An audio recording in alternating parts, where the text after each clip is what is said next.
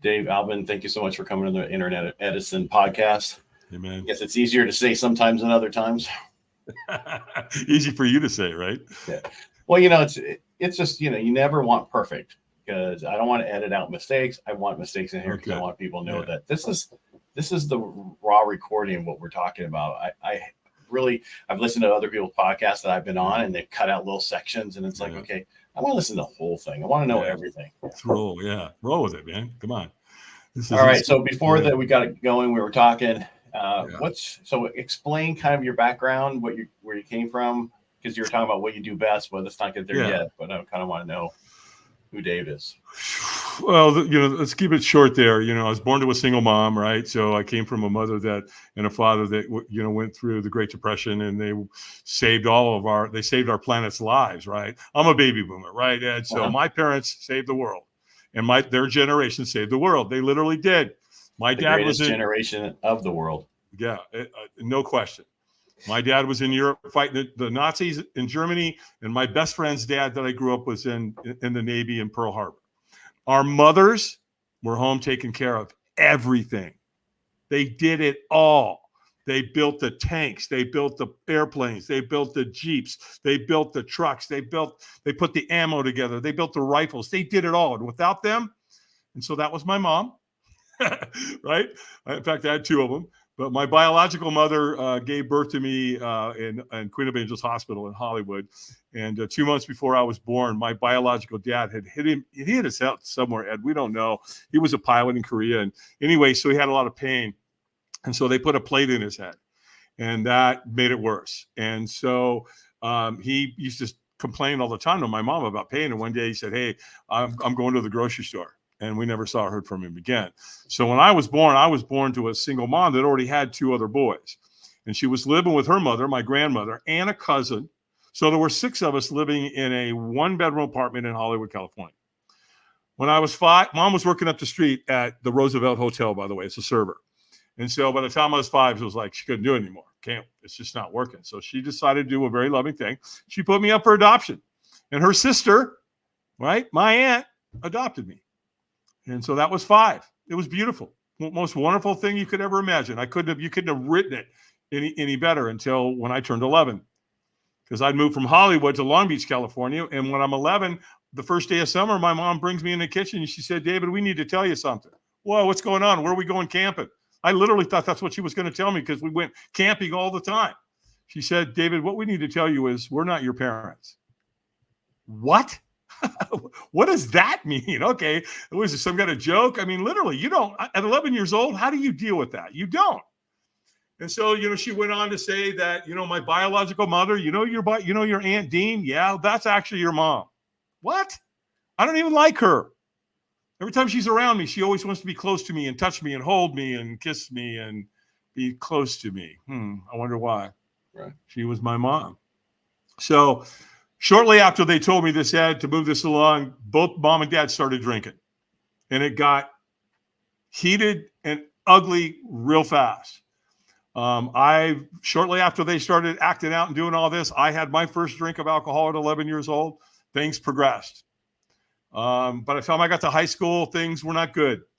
At the very beginning of my junior year, they pulled me into the principal's office and said, Albin, out! You're out of here. So, I had an entrepreneurial spirit all the way along the road. I used to sell flowers on the street corner. Mom would grow flowers in the backyard, and she'd put them all together in these beautiful bouquets, and she'd cut the stem at an angle to open up more water could get in. She put a little 7-Up in the bucket. Oh my God, those plants would last for 2 weeks. Those flowers would last 2 weeks. So I used to sell those on the street corner. I had a paper route, man. So I learned how to be an entrepreneur, how to be a business owner. Because when you got a paper route, you're running your own business. I lived across the street from a golf course. I used to go over there on my Stingray bike, man, and I'd ride the perimeter and find the golf balls, clean them all up, go back to the clubhouse and get the old containers that the golf balls came in. They threw them away, and I'd go wash all the balls and clean them up, and I'd go to the parking lot and sell them back to the golfers who had hit them over the fence. So I knew a long time ago there was money out there and it could be had. So by the time I got to high school, I was like, okay, I mean, I'm singing along with Simon and Garfunkel. I think it was Paul Simon that wrote the song. And in the lyrics in there, it says, when I think back to all the crap I did in high school, it's a wonder I can think at all. Well, hell, that was my theme song. So when they kicked me out, I didn't care. I went and got a job and everything started getting good. A year later, I bought a brand new Mach 1, 1971 Mach 1 Mustang. Right. So, but the alcohol part of it, right, it escalated with it. And so did drugs. So did cocaine and heroin and hard drugs. And so to fast forward that, I got married to my childhood sweetheart. I met a really awesome woman in California that moved me to the East Coast. She was amazing. But she just came to me one day and said, David, I love you, but I can't do this anymore. You're out. We're done here. And then I married a bartender who had 3 kids, thinking that maybe that would slow me down. And then on June 8th, 1988, man, that was the day when my life took another really awesome turn. And I woke up that morning and said, that's it. I'm done. I am so physically and mentally torn and worn out at that point. All I want is one thing. I want the pain to stop. And I don't care how this happens today, but it's going to happen. And so I loaded my pistol thinking that was the only real option. And as I'm ready to do this, and I even put the pistol in my mouth, I thought, you can't do that, man. No. Those 3 kids upstairs, that your stepdad, you'll be gone, but they're going to have to deal with that shit for the rest of their life. So now you're killing them. You can't do that, man. Find another way. Don't do it. And so as I'm struggling with that, the next thing I know, I have a thought in my head. Call Alcoholics Anonymous. What? Who's that? Those 2 words jumped in my head, and I don't know where it came from. I didn't know anybody in AA. I'd never been to AA. Who's Alcoholics Anonymous? So however divinely that is, all I know is it said, call AA, and I did. And I got a wonderful lady on the phone. I affectionately nicknamed her Madge, because she talked like this, right? She smoked 2 packs of Pall Mall non-filters a day. And she is kicking my butt. She's like, because she's the gatekeeper, right? She's the one that's going to make a phone call to get someone to come pick you up, which she ended up doing. And so I went to AA on June 8th, 1988. Guy named Lauren picked me up and stayed with me all day. A perfect freaking stranger, right? What? Who does that? And so I went to 4 meetings that day at 12:30, 4:30, 6:30, 8:30. And so when I got there, they gave me a big book of Alcoholics Anonymous, and it was an all men's group, and they signed it for me, Ed. They were like, before you take that first drink, call John, call Steve, call Ed, whoever. And they handed me the book. Well, the next morning at 8 o'clock in the morning, my phone rings, and it's John from AA. And he's like, hey, man, how you doing this morning? I'm like, how do you think I'm doing? I want to kill somebody, and it might be you. And he's like, he's a real cool dude. He's like, yeah, man, I hear you. Don't worry about it, man. Yeah, listen, hey, I know where you live.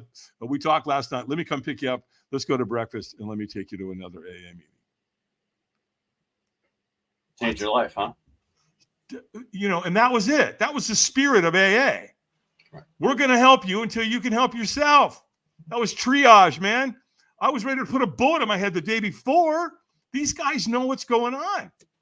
And so they just grabbed a hold of me, Ed, and they held on to me, and they loved me, and they cared for me, and they helped me get through it. And so, a couple of days turned into a week turned into a month. And when I got to a month, they gave me a little chip, man, little medallion, said 30 days. And then I got one at 2 months, 3 months, 6 months, 9 months, and a year. Boom. And this last June 8th, 1988, I just picked up a chip for 35 years. Well, now here's what's happening, though. This is how it gets to where I am now. So when I'm in AA, I'm up late at night. Can I ask? Hold on sure. 1 second. Sure. I just want to throw something in here because it is my podcast, and I want to make sure we're on. So take a drink while you're doing that.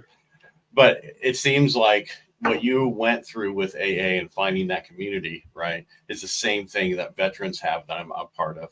100%. And we lose when we get out of the military.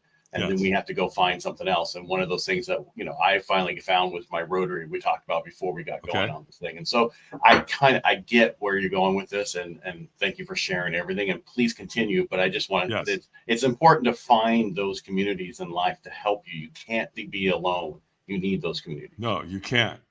And make sure, Ed, that I circle back to tell you about a veterans group that I've got an idea of how to help that community on a grand scale.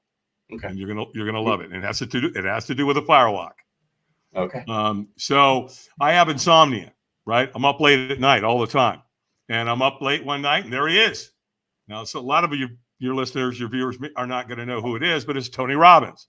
Young Tony Robbins. Tony Robbins is. Everybody knows what Anthony Robbins is. Well, most I know him because I used to live in San Diego, and I used to see his little castle at Del Mar all the time when I drove down there.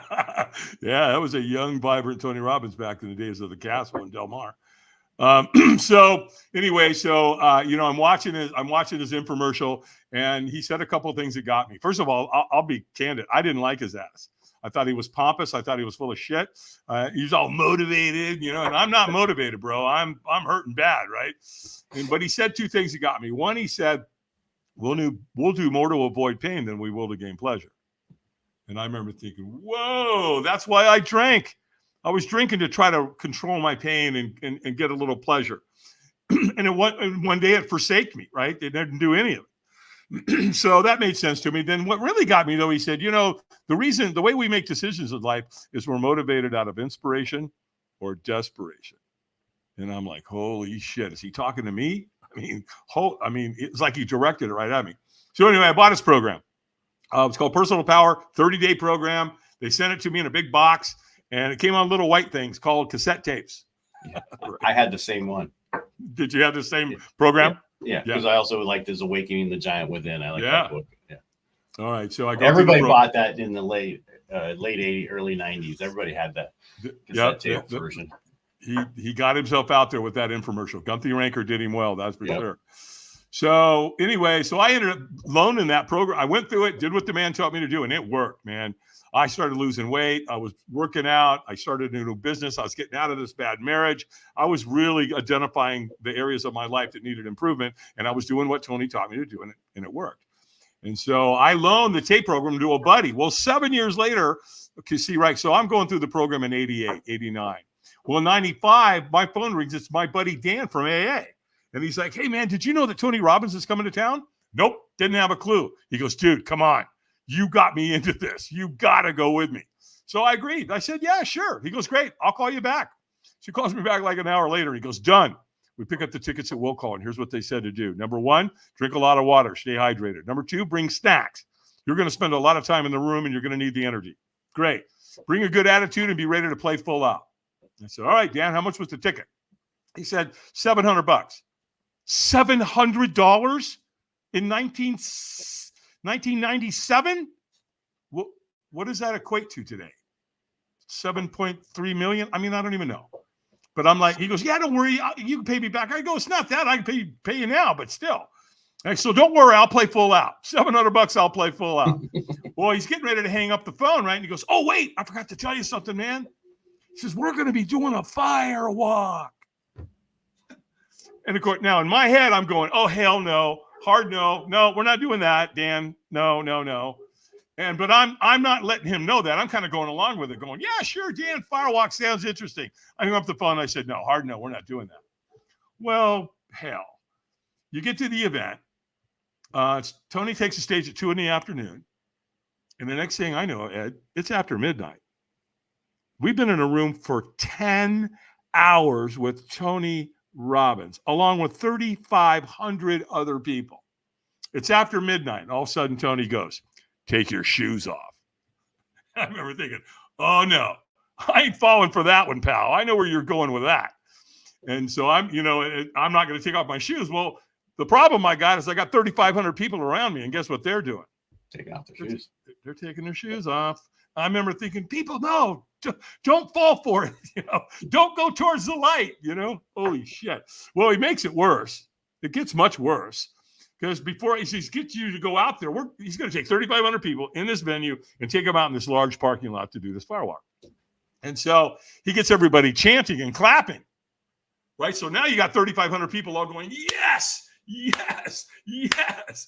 And I'm walking out there going, nope, no way in hell. I don't think so.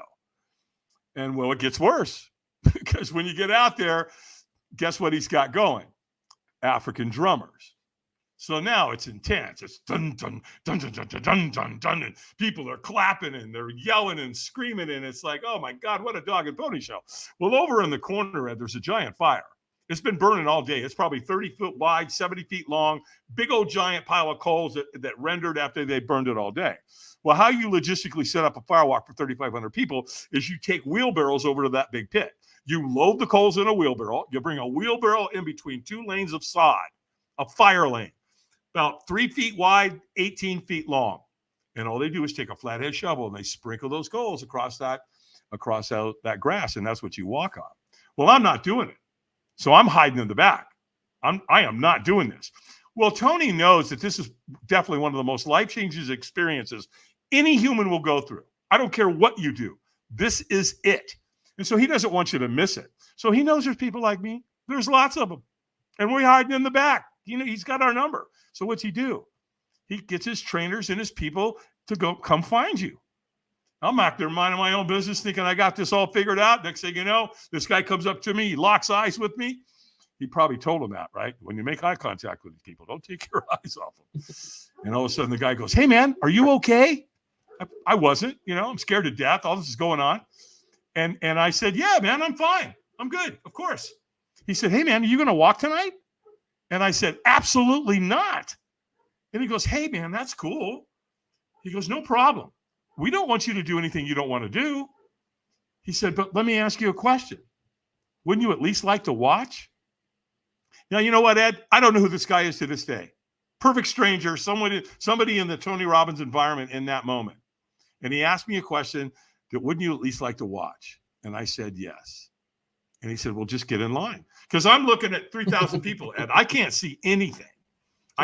They're doing it by now, right? They're all cheering and screaming and yelling, and they're clapping, and the drums are going off, and the fire's going. I mean, it is, man. It's a dog and pony show like you would not believe.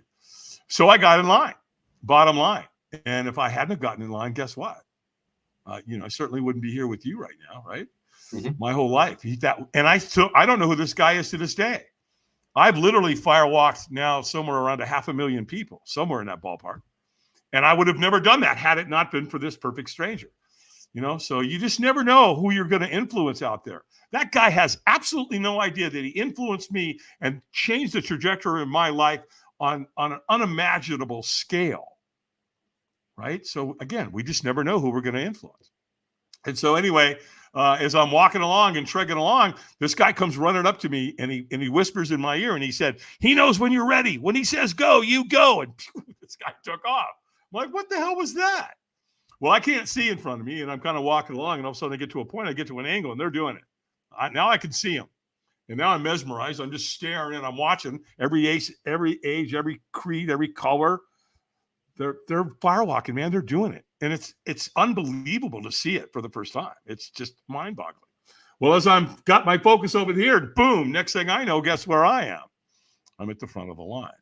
And so now I'm staring into the abyss, man.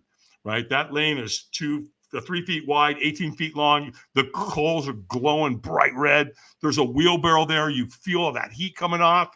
I mean, it's intense. And so I literally think my heart's going to jump out of my chest. I'm so scared. Well, there's a trainer standing there. And all of a sudden the trainer goes, eyes up. Oh, shoot. That's right. Okay. That's what Tony taught us to do. 10 hours in a room with him. What did he tell me to do? Keep my eyes up. All right. So I'm a slow learner. All of a sudden the trainer goes, squeeze your fist and say yes. And I went, yes. And he went, stronger. And I went, yes. Well, he could tell. He knew, man. He's a trainer. Been doing this a long time. He knew I wasn't in a peak state. He knew I was leaving a lot on the table. So he screamed at me, created fight or flight. I threw my hands in the air and screamed at the top of my lungs. And he goes, go, go, go. I took off. Well, here's the first thing I learned about firewalking. When you take the first step, you'll take the second, third, fourth, and fifth. I promise you. Right. So Tony stages two guys at the end of the lane and they lock arms, right? And they catch you and they're like, stop, wipe your feet and celebrate. So I'm wiping my feet and I'm celebrating. And all of a sudden it dawns on me, I burnt myself super bad, really bad. And I look at my foot and it's dirty, but there's no burns. I'm having ghost pains, right? Well, that moment. So now you're in the celebration end. I'm down there with 3,000 people. They're all celebrating. They're jumping up and down. They're screaming. They're yelling. It's euphoric, unlike anything you could ever imagine.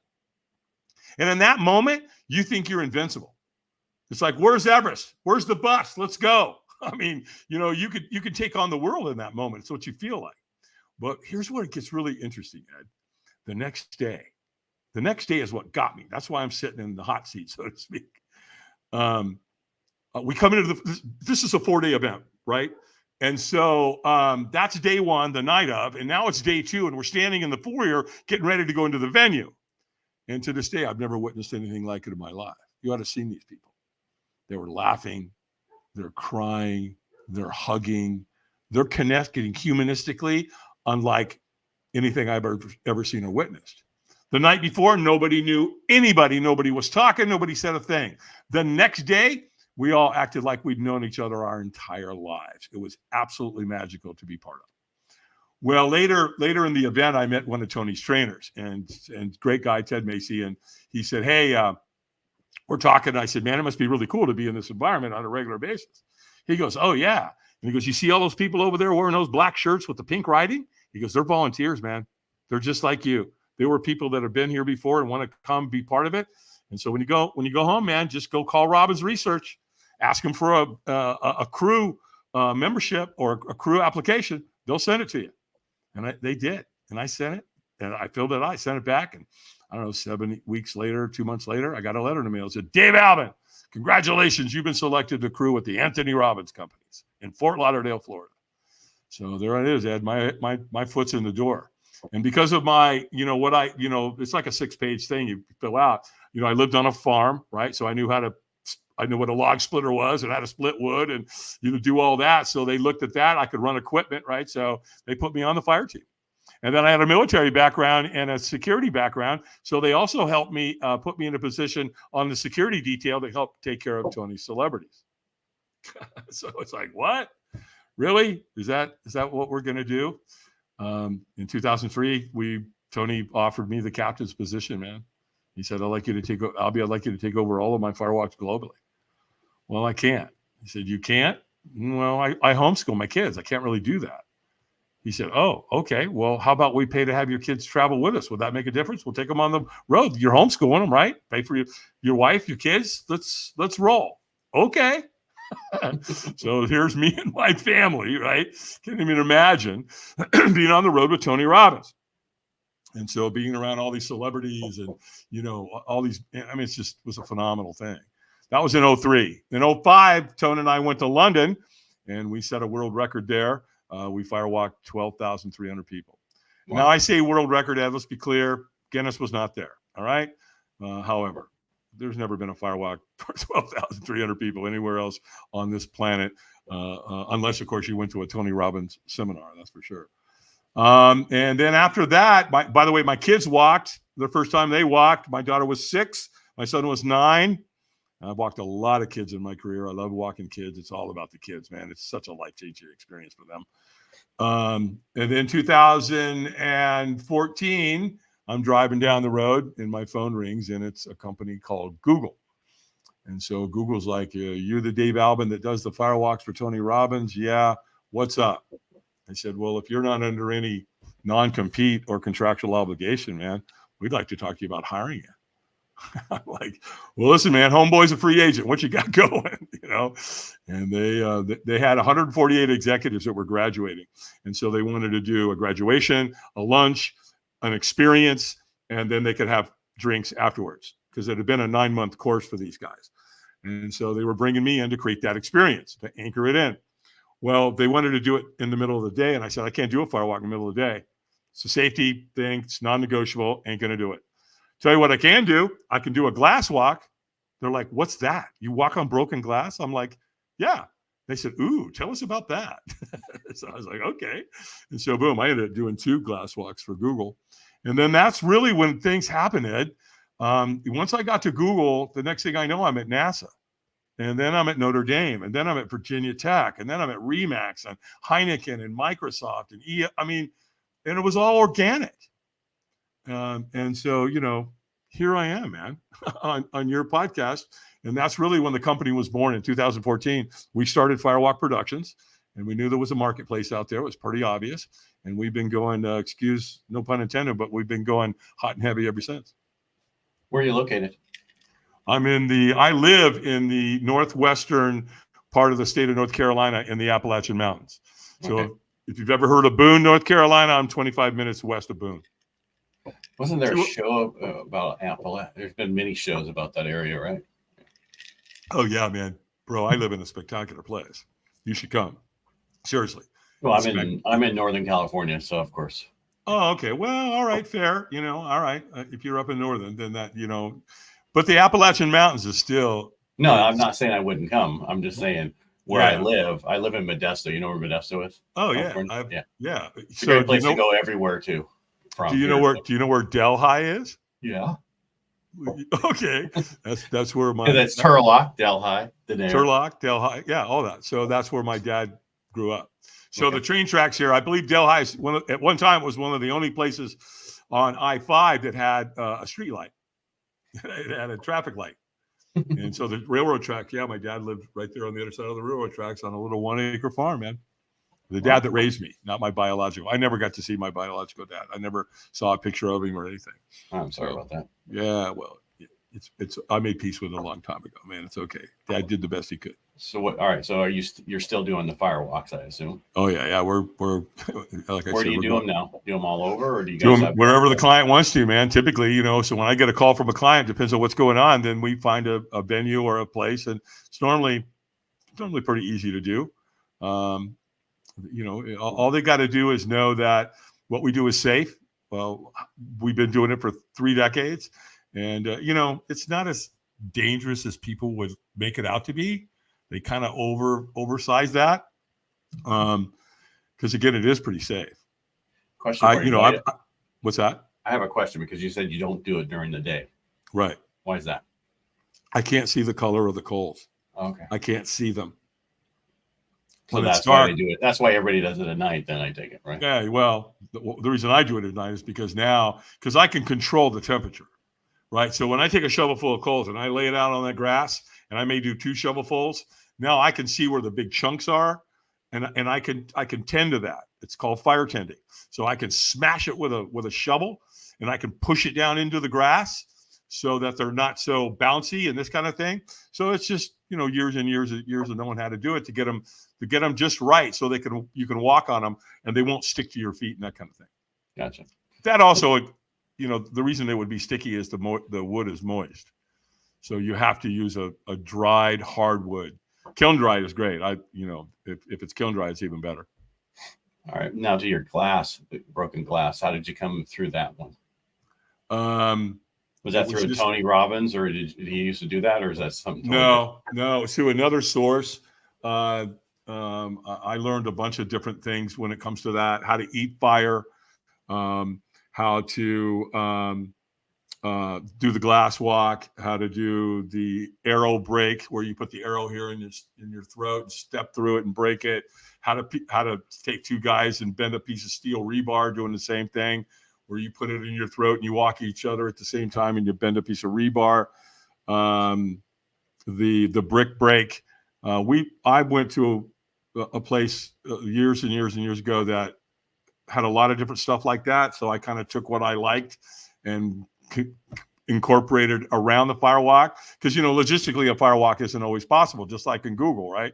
So I want to be able to have something for him, and God forbid, which I don't ever get rained out, but if we got rained out or a storm took us out, the weather took us out, then what's the backup? If the client has all their people there and it's all scheduled, ready to go, the glass walk is a backup if for some reason logistically we can't do the firewalk that evening. Man, I assume it's just as scary for somebody. I assume it's scary, man. Yeah, we've all cut the our glass walk and versus the fire. Well, it's funny because all the people in the firewalk community, in my community, right?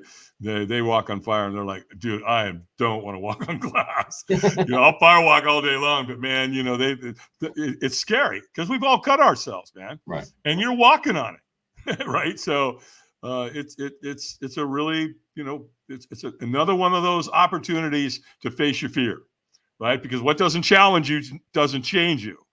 So I've got a short amount of time to do the cause and effect. And so The glass walk's a really powerful way to do it. Google loved it. They loved it so much we came back the following year and did it. I did it at NASA. NASA did the same thing. Astronauts. They were like, I've been in space, but that scared the shit out of me. It's funny, man. It's just how people process, right? Did you ever think you'd be here? No, man, not even. What? Some drug addict kid, high school kick out. Life was a car wreck, a train wreck, and a plane crash rolled into one. I was so close to death, Ed. No, I don't. So but I acknowledge where I am now because I take great responsibility in what I do. So basically, it's all about choices we make, right? 100%. Everything in our life, we decide. We're the ones that creates the story, man. Everything that happens in our life, we create a story about it, right? Why we work out or why we don't work out or why we overeat or why we don't overeat, and stay healthy. I mean, it's all a story, everything. So I say all the time, you want to change your life? Change your story. Create one. I mean, it's not like you can't. It's up to you. Totally, 100%. There's just too much evidence around the world that we know this. It's not, it's all up to you, man. And I got a guy, I talk a lot about, Eric Weinmeier, great guy, man, super, super dude. And I'll put a picture of him on the wall behind me when I'm doing an event. It's a picture of him and he's standing at the top of Mount Everest, right? And I'll say, so, hey guys, I've been talking for a while. Who here could see my buddy over my shoulder here? Where is he? Mount Everest. That's correct. And here what's cool about Eric. You've probably never heard this before. That dude right there has climbed the 7 highest mountains on 7 continents. And he summited every single one of them, right? You ever met somebody like that? Well, what do you think he thinks about every day? By the way, put him in a kayak. He can probably negotiate any river on earth. Put him in a mountain bike. He will tear the ass out of it. Oh, and by the way, let me tell you a little something about Eric, just so you know, and you have some clarity. He's blind. So shut up. I don't want to hear it. It's not true. I'm not going to be part of your story. If you want help getting out of that story and creating a wonderful life, sure, I'd love to talk to you about that. But you have to reach out for what's possible, man. You can't just as a human being say, well, I don't have the time. I don't have the money. I don't have the education. I don't have the background. I don't have the resources. Bullshit. Change your story. Change your story. Change your life, man. Can it be that simple? Absolutely. I saw a movie and it was a guy went down and died because he was going down the snowboarding down, right? And the one guy was like, oh my God, he's like, no, it's not your fault. He chose his own line. That's all on him. Right. It's Absolutely. not he was following. He chose his line to go after you. That was his choice, not your choice. So it's all of our choices. But that's a great story you have. You said to remind you about a veteran thing. Yeah. So on a podcast a couple of months ago, I was on with a very well-known podcaster, and she's really big into veterans. And so we got to talking about that after the show, right? And she said, so Dave, what's it cost when a company comes to you, what's your fee? I said, Corporate America calls me. I charge them $197 a person with a 100-person minimum. Then they got to pay for my team's travel, their per diem, the supplies, the insurance, all of that. So it's going to be 23 to 25 grand. She goes, oh, and I go, why? She goes, because I'd really love to do a firewalk for the veterans. Well, see, and I told her, I said, one of the things I do is I do the board break with the firewalk. And this makes it super powerful, right? Because we do a martial arts thing. It's a board break. Anybody's ever been in a dojo or a martial arts studio, they break boards all the time with graduation of belts, right? So what I do with the board is I have them write something on front of the board they want to move towards. Then I have write something on the back of the board they need to move away from. And then I have them write anybody's name on the board that they're in conflict with, right? So if forgiveness or reconciliation is part of that relationship, it ends tonight. That shit's over. And then I have them write anybody's name on the board that they've lost. And so what that creates is an ancestral rite of passage, right? So they're bringing, maybe their grandfather or their grandmother's, energy to the firewalk. So they break the board, and then we take them outside, they break the board, we firewalk them, and then they come back around and then they throw their board onto the fire. So when I told Natalie that, she said, oh my God, that would be unbelievable for our veterans. And so I started thinking about it. I said, can you give me some time to think about it? And can we circle back? And she said, sure. So I called her back the next day and I said, look, I had a vision last night for a veteran. I'm a vet. My dad was highly decorated. I get it. I'm there. I know who Black Rifle Coffee Company is. Okay. And so that night, my thought was create a rite of passage for all veterans. And we'll call it the Do No Harm Firewalk. And so that's it. So here's on your feet. Take your right hand, put it in the air. Take an oath. If you're going to go out here tonight and you're going to participate in this rite of passage ceremony, you have to promise to do no harm. And if you need help, you must reach out. Non-negotiable, period. Don't go silent. That's what happens. That's why we're losing so many vets, right? Because I know, the number they told me is 22. Well, that's not true. That's the ones that leave a note, man. We're losing like 40 a day. So we're in the process, and we'd love to have you as part of this mission, man. Yeah, I'm already there. Oh, beautiful. So that's what we'll do. They'll break the board. They'll swear an oath, do no harm. Then once they do the firewalk, we'll give them a necklace, kind of like a coin in AA, so they can wear it every day. It's around their neck. Zippo will create a lighter for them. You could always do a challenge coin instead. Ooh. This is my challenge 22. Reach out to 22 veterans or 22 people a week because of the suicide. I made it for my Rotary, so I give it at my Rotary. Challenge coin, I think, would be better. Because not everybody wears necklaces, but everybody would put this in their pocket. So you give them the coin, they can put it in their pocket. They can, what my sponsor did when they gave me my coin. Right. They said, put it in your hand and squeeze it. Squeeze it until you can't squeeze it anymore, until it's going to bleed. And that's to remind you of the pain that you're going to impose on your family if you do that. Well, I put it in your pocket every time you touch it, remind what you're grateful for. Okay, that too. Yeah, I mean, but it depends. This right here for, help. If you can see it, it's hard with my camera I have. There it is. Oh, it's gorgeous, man. It's all the services, including Space Force. Well, and here's the thing. There's lots of really cool companies that will pay for all of this. Right. Well, here's the thing is, this could be, what service were you in? Army. My son's an airborne medic in the Army right now. He just got down to Washington from Alaska. So he just gave up the airborne part. He's like, after 4 years, it's too much to jump out of planes on a parachute anymore. He goes, it hurts. I'm like, dude, you're 22. But I was a corpsman in the Navy, and I took care of a bunch of people who jumped with parachutes and ripped their bicep, because a cord would wrap around their arm, whatever, and it ripped their bicep. And back then, they couldn't fix them like they can now. I was reading something here a few weeks ago, and they were on their way to the jump, and they're in there, and all of a sudden, one of them, they're all silent, right? And all of a sudden, one of them goes, like he giggles, right? Nobody else is giggling, right? And he goes, and he made some comment. He's like, unbelievable. And one of the other guys goes, what? What do you mean unbelievable? He goes, well, I know my chute's going to open. And he goes, how do you know that? He goes, because it was made by the so-and-so chute company somewhere in Minnesota. He goes, okay.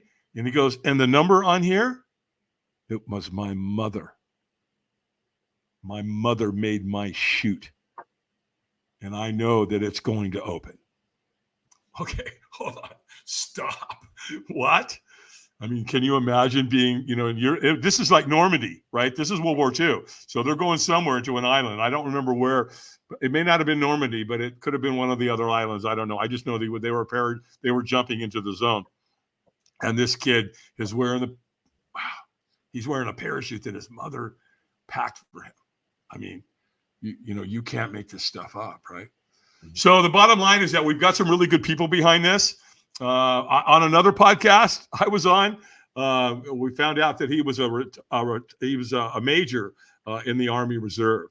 So Chris DeBose, he's part of Podmatch. You ought to reach out to him. You'd love to have him on the show, but vice versa. And then there's been a couple other. Richard, what's Richard's last name? He's really big into vets too. So there's a lot of pieces of the puzzle coming together with this, Ed. So yeah, we just need to get some companies who want to bring, a bunch of vets together, and let's start this, and let's get them across the fire, and let's save their life. Because I do another podcast called Helping the Brave, which is about once you take the uniform off, how to get that help and whenever you need it. So then I want you to have you on that. And I'd like to talk about what you went through, but really talk about the fire walk, what you're planning and trying to put together, because we could get a lot of people involved. Well, and I can see doing hundreds of thousands of them. All over the country. All over the country. Yeah. And and again, the beauty I could already see that. I really want to get involved. So there's no question. You're in. Well, we can talk, after the show, so we're not taking up your viewers' time. And hopefully, if any of your viewers are out there and they want to get involved, be part of it, come on. Let's go save some men and women's lives who obviously are so worth saving. Dave, this was a great podcast. So I should thank you for being on my Inner Edison podcast. Man, this is really I enjoyed speaking with you and getting to know you. And I hate to say it, but it's really got more about the fire walking and helping out veterans, because you were talking about the suicide rate. My first meeting of Rotary, I went through that because my push this year is for Rotary to reach out to, I'm giving $25,000 away to multiple veteran organizations this year just from my Rotary. My first one's tomorrow. He was 10-year in the Marine Corps, 23 years in prison after that. And then he created a program for veterans to not ever get back into prison again. And he's never had one person go back in since the program's been going. And so there's a lot of programs. And this would be great for that program too. Sure. There's so much that you could do with this. And understand, man, I've made my money. I don't need to get, as long as they pay my way and stuff like that and pay for all the supplies and do all that. I'm my benevolence and my philanthropic part of me is all about this. Right. And the other one though, too, is kids, because kids are getting they just got their asses kicked because of COVID and shutting their schools down and forcing masks on them, and they can't breathe. And it's like, oh my God, please stop. Yeah, so I love kids, man. Give me some kids, break some boards, let me do a fire walk. We rock their world. So that's out there too. The veterans, since the last war, we lost 7,050 in the war, but we've lost over 33,100 from that war. And it's getting, and if you really look at the numbers, it is like 114 to 120,000 just in the last 18 years. It's pretty bad. And they don't even count. They don't count from their back. That's the problem. They didn't start counting. And maybe we can talk offline about this, but hold on. Let's go. Let me finish this and we'll talk. All right. Yeah, so Dave, thank you so much for being on Inner Edison Podcast. I really appreciate it. My pleasure. How do people reach out to you if they want to get more information about you and what you do? Yeah, sure. Just go to our website. It's all there. firewalkadventures.com. It's all there. My academy, all our experience, how to get a hold of me, my calendar's there. It's all there. All right. Well, thank you so much for being here. And thank you guys for watching. And thank you for listening if you're listening on the podcast. And what I always do, if you like what we do here, subscribe, share, and let other people know. Again, Dave, thank you so much for being here.